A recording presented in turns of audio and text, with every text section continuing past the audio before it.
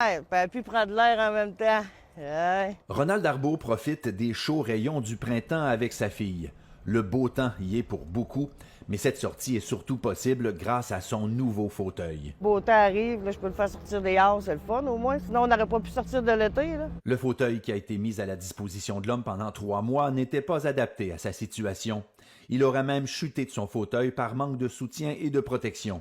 Aujourd'hui, il est en sécurité. Regarde, les jambes ici sont toutes ajustables, tout ajusté pour lui, comme ça. Il est attaché.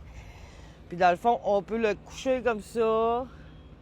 On peut le basculer. Puis quand il mange, on le met plus par en avant. Puis quand il mettons, après la salle à manger, bien, le mettre de même. C'était surtout le matin, là, il était somnolent surtout. Puis après les repos, il penche par en avant, tandis que là, il ne penchera plus par en avant.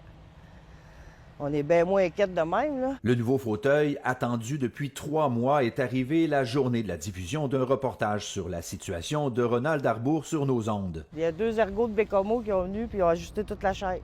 Puisqu'il n'y a pas d'ergothérapeute en poste à Port-Cartier, les renforts sont arrivés de l'extérieur. Les filles vont évaluer quand que c'est nécessaire, mais on a l'impression qu'il n'y a pas de recherche supplémentaire qui est faite pour Port-Cartier présentement. Le syndicat représentant les ergothérapeutes soutient que peu d'efforts sont consentis par le Centre de santé de la Côte-Nord pour couvrir adéquatement la population de Port-Cartier.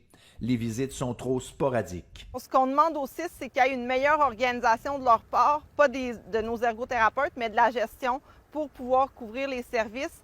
On est capable d'avoir de la main-d'œuvre indépendante un petit peu partout ailleurs sur le territoire en ergothérapie, mais à Port-Cartier, il n'y a personne qui est envoyé. Sur la Côte-Nord, 10 des 43 postes d'ergothérapeutes sont vacants.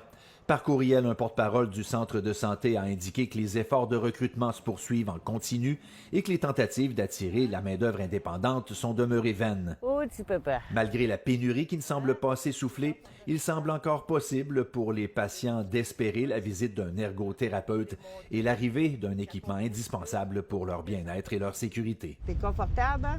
Oui. Tu peux aller dehors, t'aimes ça aller dehors, hein? Ah oui. Alexandre Quentin, TVA Nouvelles, Port-Cartier.